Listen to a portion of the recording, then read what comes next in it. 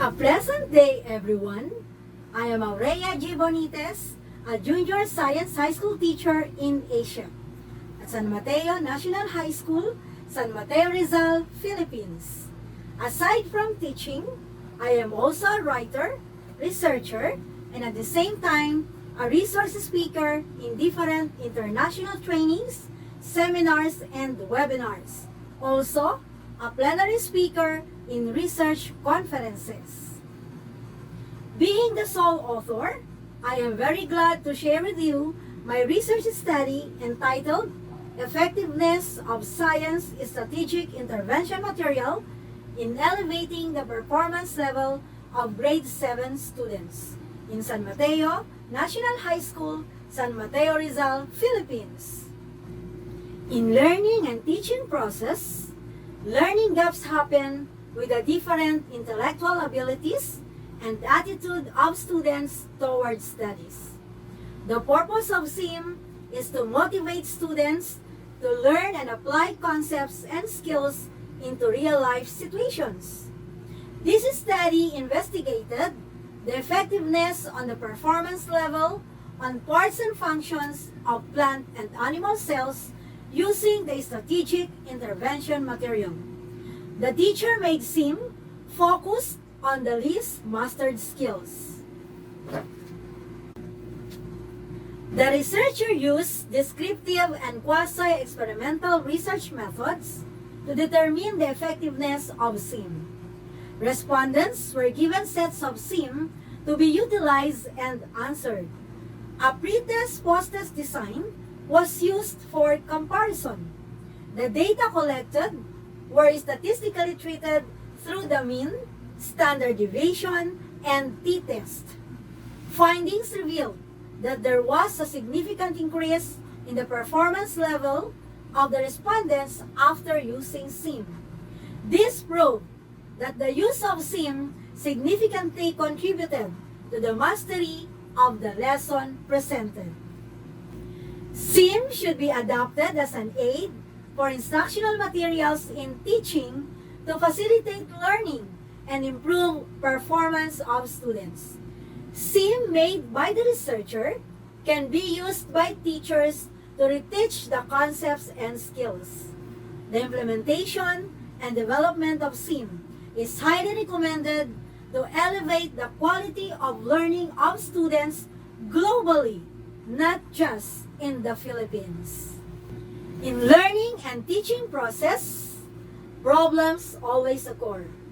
Intellectual ability, attitude of the students towards studies, and the strategies used by the teacher in teaching are some of the factors that should take in consideration. In such conditions like this, there is a need for an intervention material which will help solve the problem in learning and teaching process, such as interventions have to be done in order to bridge learning gaps, master the unmastered and least mastered concepts and skills, and elevate the deteriorating academic performance of students. My study focuses on the 3 E's: encourage, earn, and elevate.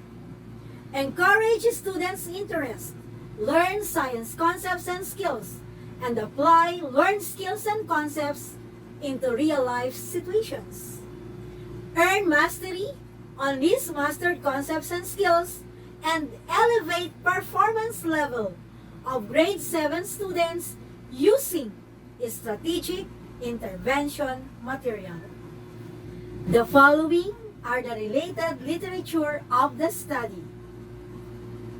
A study presented by Raquel C. Cordova, Janaria Grace D. Medina, Tessa R. Ramos, and Eileen R. Alejo in 2019 about the effectiveness of competency-based SIMs in English 7 at Las Nieves, Agusan del Norte, Philippines, observed that learners were enjoying and learning as they go along with SIM. This led to the excellent performance of the learners, and they were able to develop their passion in reading.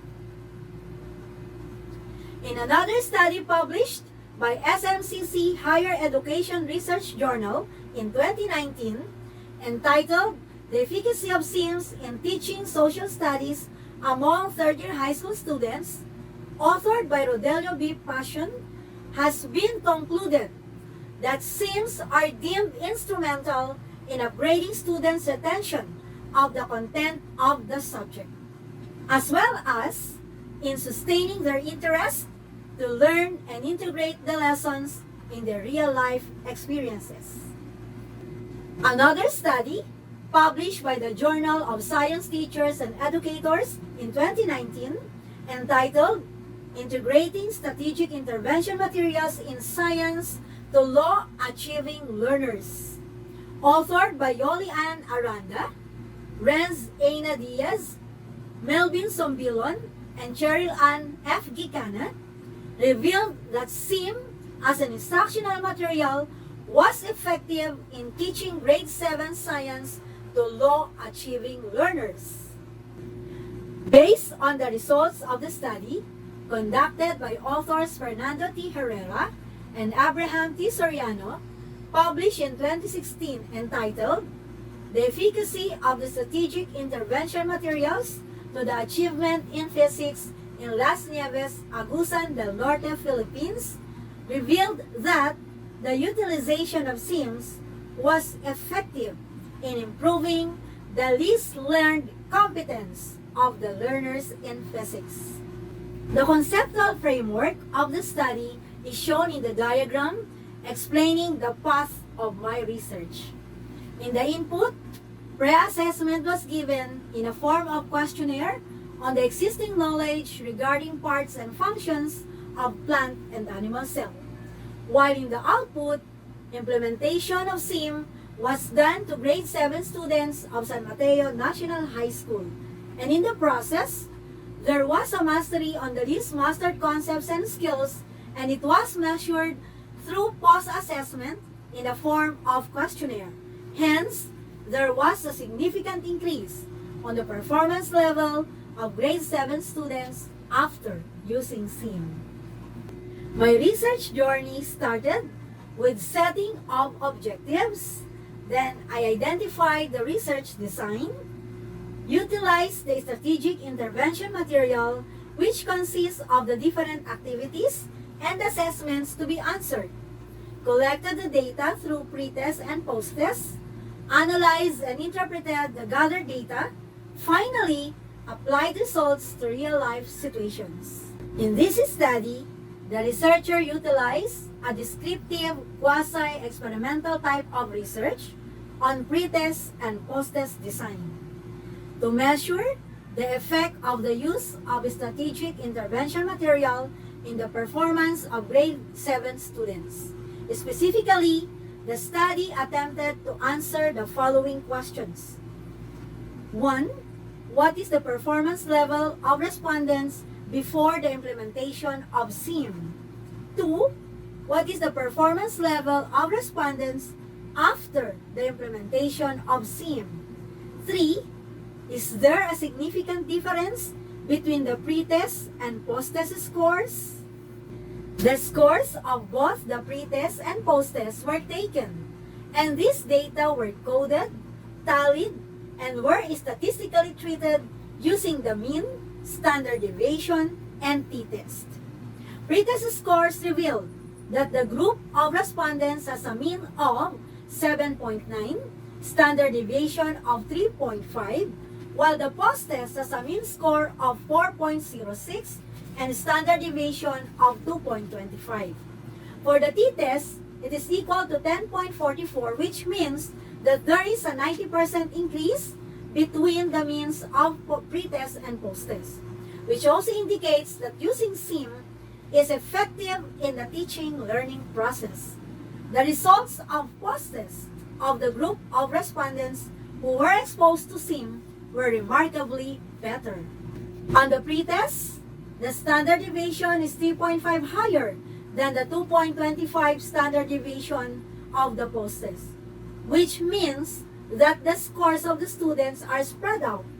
The main factor that can be considered regarding this result is their prior knowledge on the learning competencies that the SIM is trying to reach. Obviously, they have limited knowledge on the topic. On the other hand, the posted standard deviation is 2.25, which is lesser than the 3.5 of the pretest. It means that the scores of the students are now closely distributed. Affirmatively, they have enough knowledge which help them to answer the SIM correctly. On the other hand, the post-test standard deviation is 2.25, which is lesser than the 3.5 of the pretest. It means that the scores of the students are now closely distributed. Affirmatively, they have enough knowledge which help them to answer the SIM correctly. The results revealed that there was a significant increase in the performance level of the respondents conducting the intervention material. The computed t-test figured out that there was a remarkable increase in the performance of the respondents after using SIM. Therefore, this proved that the use of strategic intervention material was effective in elevating the performance level of the respondents. The strategic intervention material in science and technology, entitled Cell Simply Amazing, was introduced by the author to the students. So what is a SIM? Strategic Intervention Materials, popularly known as SIM in Philippine education, is an instructional material meant to reteach concepts which are least mastered by the students. The basic parts of which are the guide card, activity card, assessment card, enrichment card, reference card, and answer card. So what do we mean by the guide card? This part of the SIM gives a preview and overview of what the students will learn. This also challenges the learners in performing the task. Activity card provide different organized activities to enhance the skills of the learner. These also provide examples to concretize the concepts, particularly drawn from real-life experiences. Assessment card. This assesses the skills of the learner on how far he understands the particular topic. This also measures the mastery of the lesson. Enrichment card consists of the different activities that will be answered to enhance the learner's mastery about the lesson after using SIM and apply the knowledge to the outside world. The reference card is the list of resources that will reinforce concepts and skills learned and gives additional content not found in the textbook. While the answer card reveals answers to the different given activities and assessments. Students are performing their activities on the parts and functions of plant and animal cell entitled Cell Simply Amazing. The following are the conclusions of my study. Students perform at the same level before using SIM. The posted scores of the group of respondents who were exposed to SIM were remarkably better. There was a significant increase in the performance level of the respondents after utilizing the intervention material. The use of strategic intervention material was effective in elevating the performance level of the respondents. The Department of Education included SIM making as one of the contests during science fairs in school, division, regional, and national level competitions in the Philippines. Teachers of science use strategic intervention materials made by the researcher to reteach concepts and skills. Teachers are inspired, motivated, and encouraged to make and develop more strategic intervention materials. There was a significant increase in the performance level of the respondents after utilizing the intervention material. I am Aurea G. Bonitez, the research author from the Philippines.